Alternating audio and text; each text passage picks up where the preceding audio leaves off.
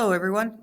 In today's video, we're going to talk about solving equations with variables on both sides from given equations and also from word problems. So let's just jump right in.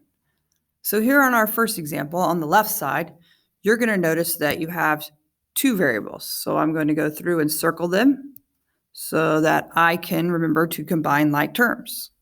So 3x plus 4x is 7x.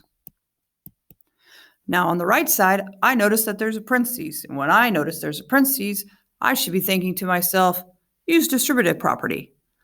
So don't forget to take the sign in front of the 2. So think of it as negative 2 times x and negative 2 times negative 4. So then you would come up with negative 2x plus 8 plus 9. And now I notice, hey, I've got like terms on the right side. So once again, box, circle, whatever you want to do. So 8 plus 9 is 17. Now from here, I'm going to decide to put my x's on one side. And I always like to put my variable over on the left side. So I'm going to take this negative 2x and move it over by using the opposite operation. So opposite of subtraction is addition. So add 2x to both sides, and you come up with 9x minus 10 equals 17. Now I have to move the minus 10, sorry. So to do that, I have to add 10 to both sides. So 9x equals 27. Get rid of the 9 in front of the x by dividing both sides. So 27 divided by 9 is 3. So your final answer for the first one is 3. On the second problem, I noticed there's parentheses on both sides, so I'm going to use the distributive property. Now, don't let the fractions in this problem scare you. Remember, you do have a fraction button on your calculator that you can use, the ABC key. If you're not sure where that is, then please make sure you take the time to ask me whenever you see me next. So 1/3 times d is 1/3 d, and 1/3 times 4 is 4/3 minus 9, and then 1/2 times 6 is 3, and 1/2 times negative d is negative 1/2 d. And we still have the minus 4. So once again, I'm going to combine like terms. So 4/3 minus 9 gives me negative 23/3. And on the other side, 3 minus 4 will give me negative 1. So now I'm going to add 23 over 3 to both sides. So 1/3 d equals negative 1/2 d plus 20 over 3. So now I'm going to add 1/2 d to both sides. So 1/3 d plus 1/2 d is 5/6 d. Now from here, this is where you have an option. Okay, you can divide both sides by 5/6, or the preferred way in math is to multiply both sides by the reciprocal. And if you don't remember, the reciprocal is just where you take the fraction and you flip it. So I'm going to choose to multiply both sides by 6/5.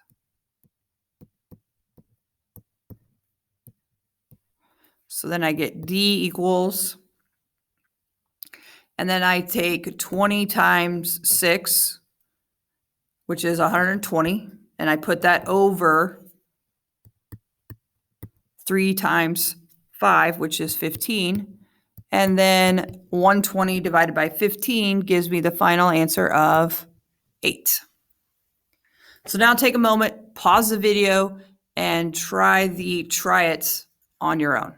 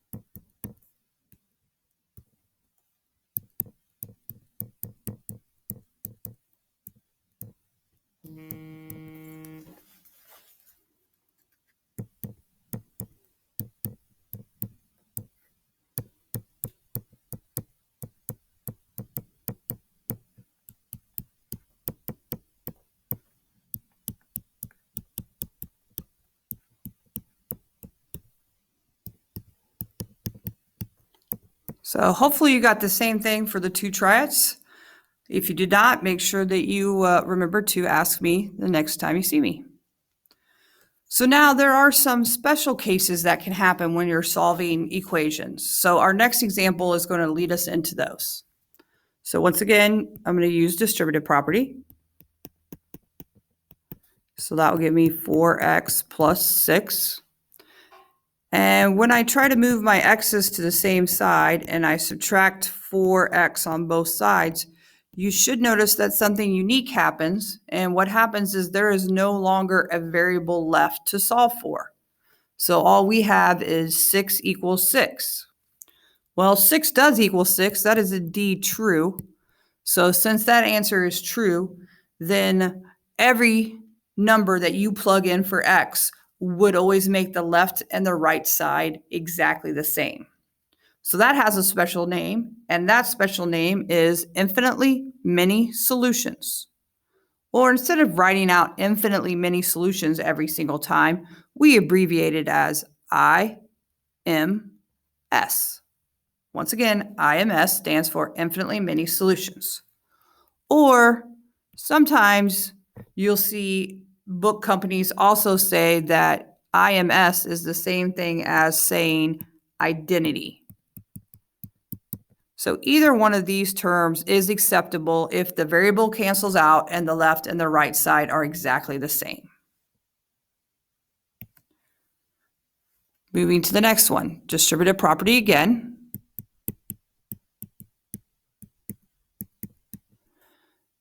Now I'm going to move my 6 over by subtracting it. And you're going to notice again, my variables cancel out on both sides. So I'm left with negative 5 equals 8. And negative 5 does not equal 8. That is not true. That is false. So if you're left with a statement that is false, that means there is never a number that you could pick that would make the left side and the right side ever become equal. So if it's not true, if it's false, then we call that no solution. And we actually have a little symbol for no solution. If you prefer to use a symbol, it is a 0 with a slash through it. So those are the two special cases that can happen. Okay, so sometimes you'll get a number answer, and then sometimes you might get an infinitely many solutions or a no solutions. So now take a moment, pause this video again, and try the triads.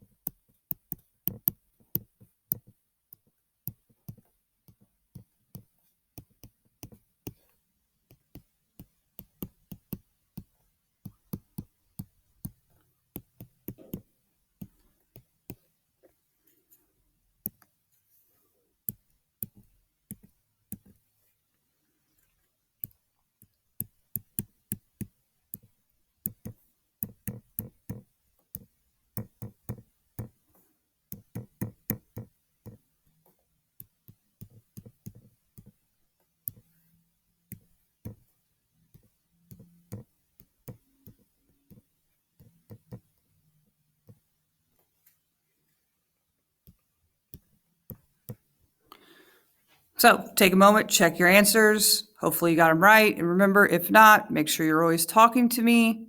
So let's move on to the next example. For this one, it says Cameron pays 95 cents per song with his current music plan. A new music download service company will charge 89 cents per song, but they charge you $12 for joining.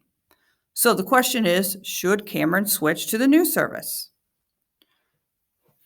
So what I'm going to do is we're going to talk about his current plan and his potential new plan. So X is going to stand for the number of songs that you're going to download. So on the current plan, there is no joining fee. All you have to do is pay 95 cents for each song. So that's going to be 0.95x equals the new service. On the new service, you pay 89 cents per song. So that's 0.89x But you also have to pay a one-time fee of $12 for joining. So you have to come over here and say plus 12. So what we're going to do is first figure out how many songs it takes for the two companies to be the same amount. And then once we know that, we can decide which one is better if you order more songs or less songs. So I'm going to put my variable over on the left. So I'm going to subtract 89 cents X from both sides. And that gives me 6 cents X equals 12. Divide both sides by 6 cents. And you get X to equal 200 songs.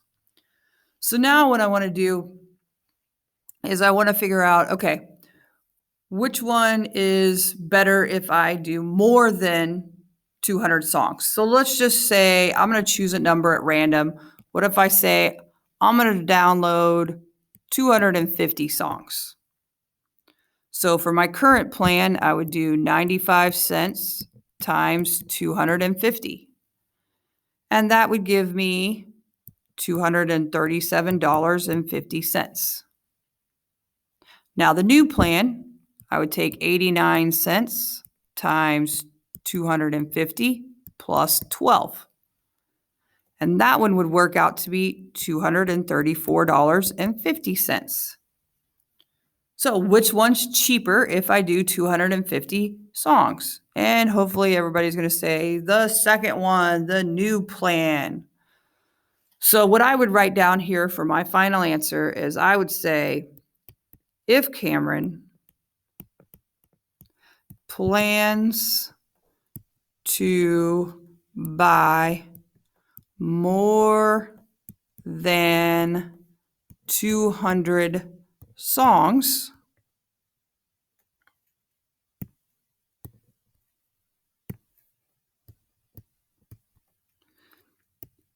he should switch to the new plan.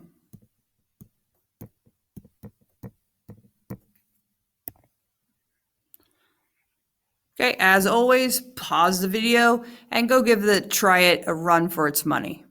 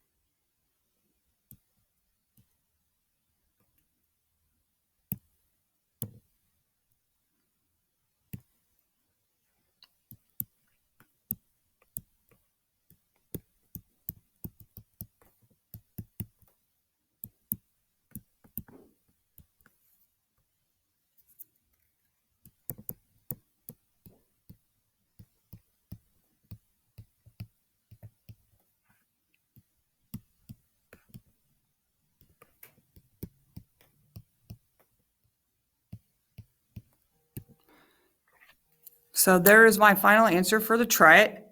And as always, if you have questions, please let me know. Thanks for watching the video.